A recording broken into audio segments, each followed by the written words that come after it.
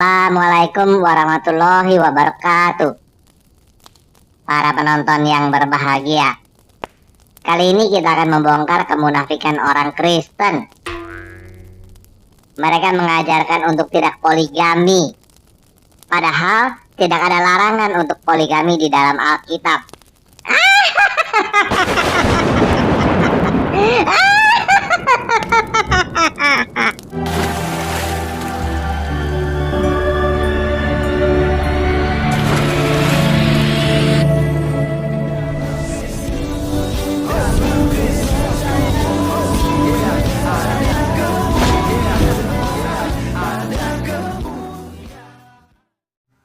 Salam teman-teman sekalian, berjumpa kembali dengan saya Arif Gule di channel TV Laskar Kristus ini. Pada kesempatan kali ini teman-teman sekalian, mari kita membahas mengenai poligami.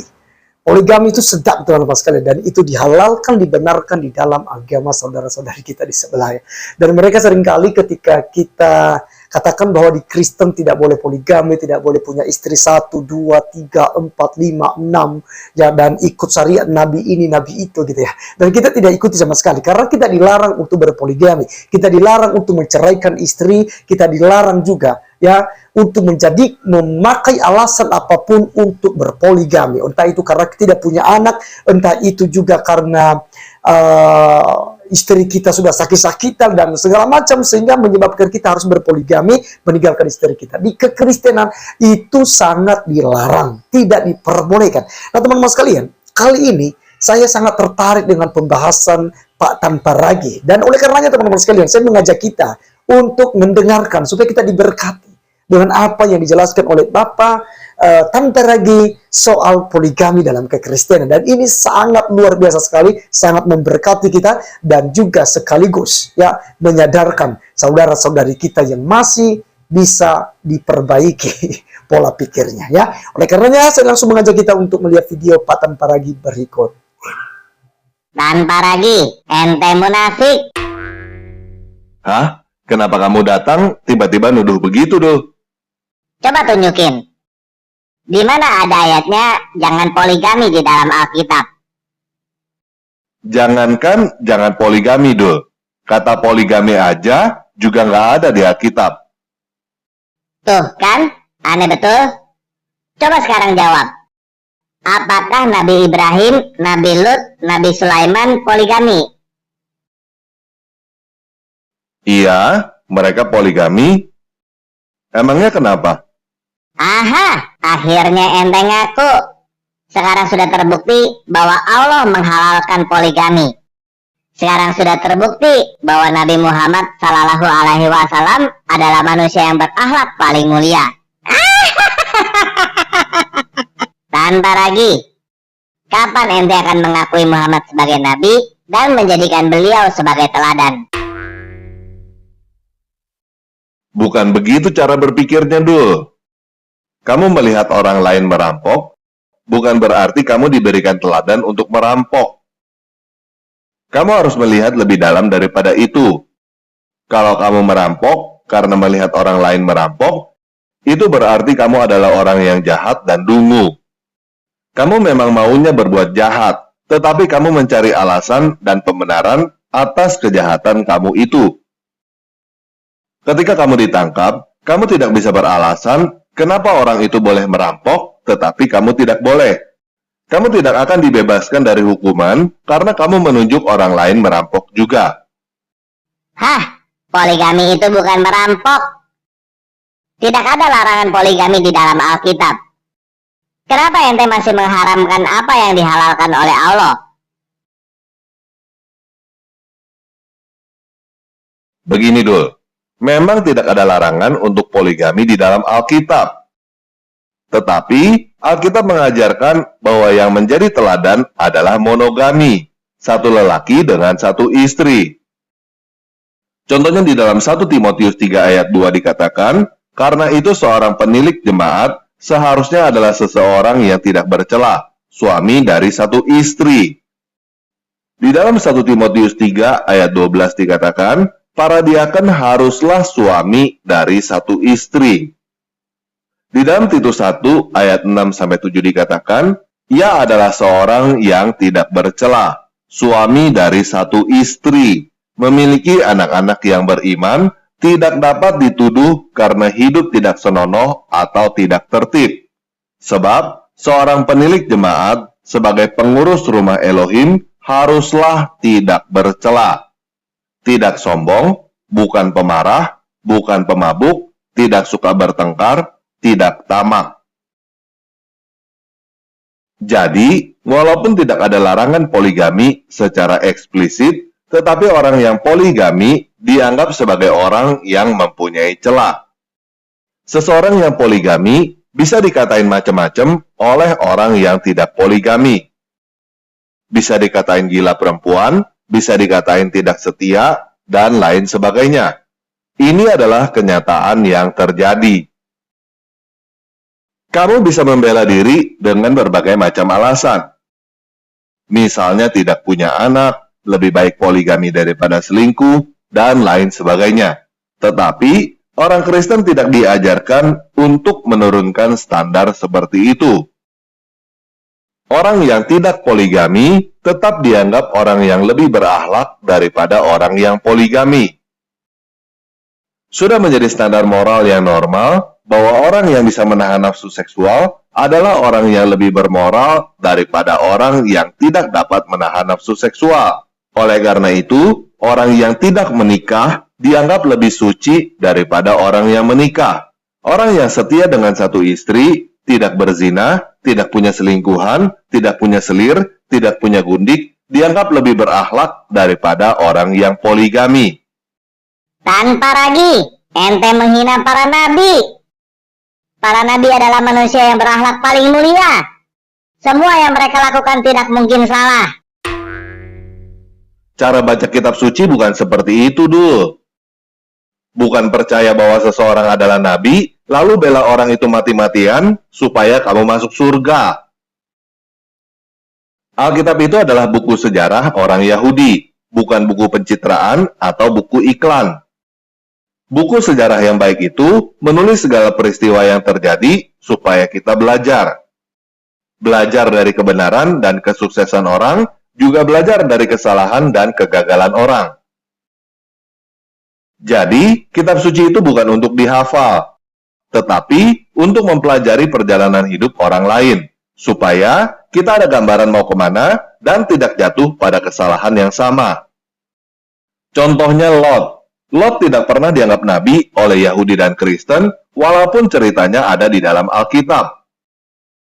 Lot itu memilih untuk tinggal di Sodom yang penduduknya jahat dan berdosa. Akibat Lot memilih untuk tinggal di Sodom adalah kedua anak perempuan Lot tidak bisa membedakan mana yang benar dan mana yang salah. Mereka bikin bapak mereka mabuk, lalu mereka tidur dengan bapak mereka, sehingga mereka hamil dan melahirkan Bani Moab dan Bani Amon. Bani Moab dan Bani Amon menjadi penyembah berhala dan tidak boleh menjadi jemaat Tuhan. Bahkan, Moab dianggap seperti Sodom dan Amon dianggap seperti Gomora oleh Tuhan di dalam Zefanya 2 ayat 9. Semua orang yang waras, gak usah diajarin udah tahu bahwa bapak melakukan hubungan seks dengan anak sendiri itu tidak bermoral. Alkitab mencatat peristiwa itu bukan untuk kasih tahu kamu bahwa seorang bapak boleh melakukan hubungan seks dengan anaknya sendiri karena Lot mencontohkan begitu. Tetapi, Alkitab mengajarkan kamu bahwa anak-anak Lot bisa melakukan hal yang tidak bermoral seperti itu karena Lot membesarkan anak-anaknya di lingkungan yang tidak bermoral. Akibatnya, terus sampai keturunan-keturunan selanjutnya selama berabad-abad menjadi tidak bermoral dan mereka semua ditolak oleh Tuhan. Jadi, Alkitab mencatat bahwa tokoh-tokoh itu poligami bukan berarti Alkitab mengajarkan untuk poligami. Justru Alkitab mencatat bahwa tokoh-tokoh itu poligami supaya kita belajar dari pengalaman hidup mereka, bahwa poligami itu tidak baik dan tidak bisa dijadikan teladan. Bagaimana dengan Nabi Ibrahim? Nabi Ibrahim poligami. Abraham mengambil pembantunya Sarah yang bernama Hagar atas permintaan Sarah karena dia tidak bisa punya anak. Padahal sebelumnya Abraham mendapatkan janji dari Tuhan bahwa dia akan punya anak. Jadi, Sarah berpikir bahwa dia mau menolong Tuhan dengan caranya sendiri. Akibatnya, dia kena batunya sendiri. Pembantunya itu menjadi congkak dan merendahkan dia. Karena Hagar menjadi congkak, Sarah menindas dia sampai dia tidak tahan.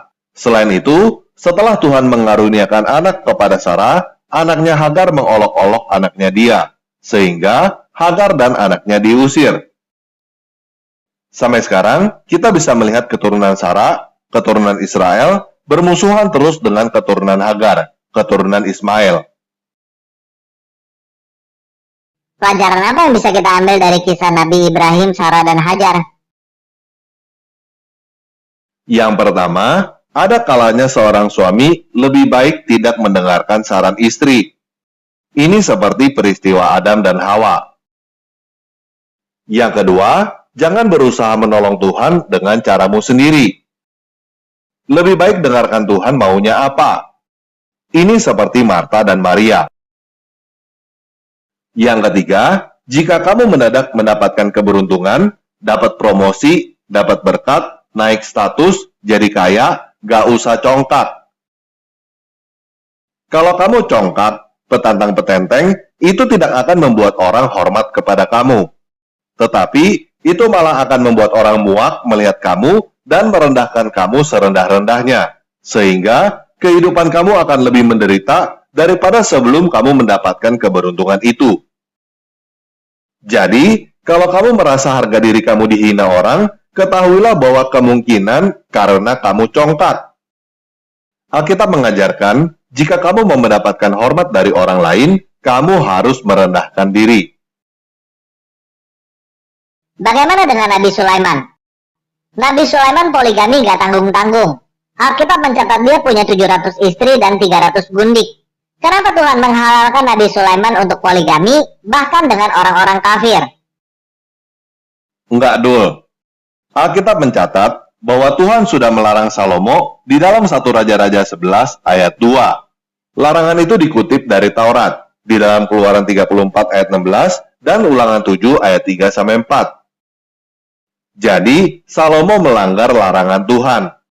Dan Alkitab mencatat bahwa karena Salomo kawin dengan perempuan-perempuan asing, dia menjadi ikutan menyembah berhala. Lalu, Tuhan menjadi murka, menolak Salomo dan membelah kerajaannya. Tuhan tidak langsung menghajar Salomo pada saat itu juga karena satu hal. Bukan karena Salomo adalah nabi, bukan karena Salomo adalah raja, tetapi karena Tuhan memegang janjinya kepada bapaknya Salomo yang bernama Daud. Bagaimana dengan Nabi Daud? Dia poligami juga kan? Daud memang poligami, tetapi silakan kamu baca kehidupan Daud yang ada di Alkitab, dan perhatikan apakah dia hidup senang atau menderita karena banyak istri. Daud mengalami banyak masalah keluarga, bahkan anaknya sendiri sampai memberontak karena masalah keluarga. Jadi, tidak ada ceritanya di Alkitab bahwa seseorang bisa berbuat seenaknya, lalu bebas dari konsekuensi karena status dia adalah raja, nabi, rasul, atau apapun. Alkitab justru menceritakan bahwa semakin tinggi posisi seseorang, dia semakin tidak boleh berbuat seenaknya.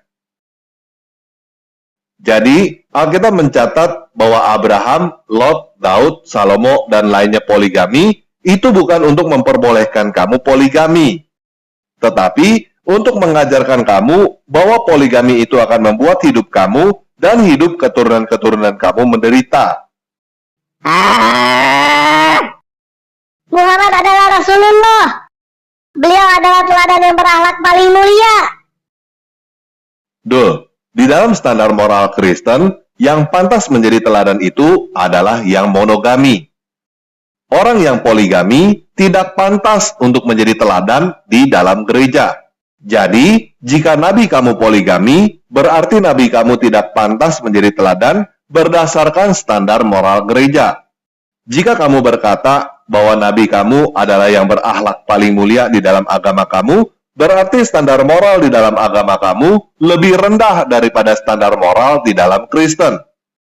Berarti orang yang paling berakhlak di dalam agama kamu, akhlaknya lebih rendah daripada orang biasa di dalam gereja. Hah, munafik. Orang Kristen banyak yang selingkuh, banyak yang berzinah. Dul, orang Kristen yang berzinah memang ada. Tetapi, ajaran Kristen tetap, jangan berzina. Artinya, mereka melanggar ajaran Kristen. Mereka berbuat dosa dan harus bertobat.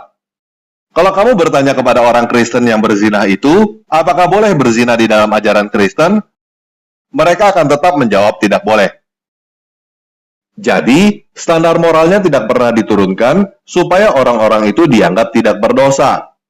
Kalau kamu berusaha menurunkan standar moral supaya kamu kelihatannya bermoral, itu namanya kamu mencari pembenaran atas kejahatan kamu.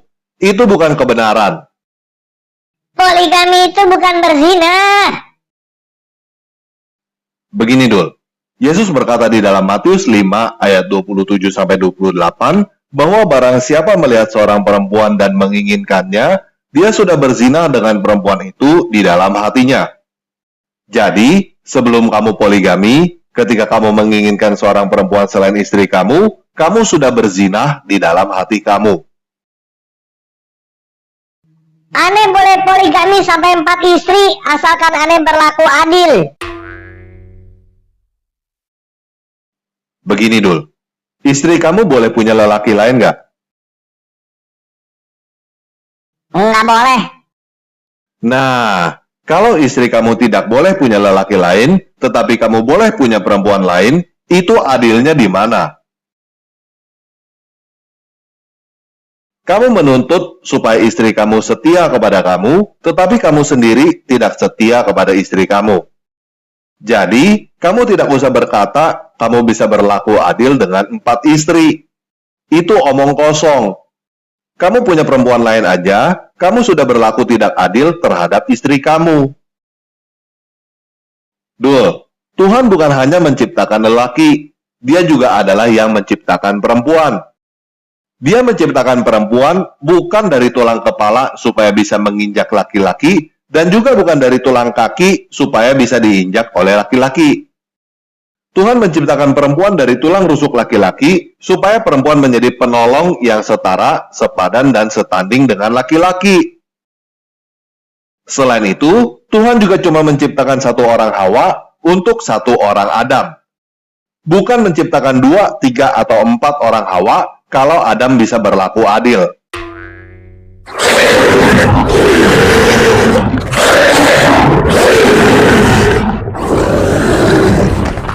Islam adalah agama yang paling sempurna. Sempurna bagi para lelaki egois yang tidak mengasihi istrinya dengan sepenuh hati. Agama seperti itu akan menghancurkan keluargamu dan menghancurkan masa depan keturunanmu dengan sempurna.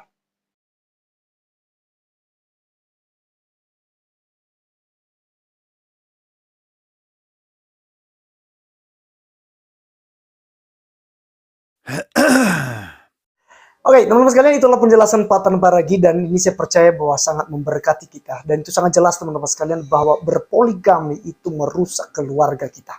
Ya, berpoligami itu bukan hati Tuhan. Karena Tuhan tidak pernah menciptakan manusia 1 lawan 2, 1 lawan 3, 1 lawan 4, 1 lawan 5, 1 lawan 6, dan sebagainya.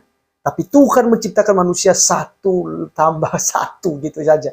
Ya, artinya 1 laki-laki dan 1 perempuan. Dan oleh karenanya teman-teman sekalian, kiranya pelajaran yang berharga yang diajarkan oleh Pak Tan Paragi kepada kita, itu boleh menambah wawasan dan iman kita. Dan sampai ketemu di video saya selanjutnya. Tuhan Yesus memberkati kita. Salam.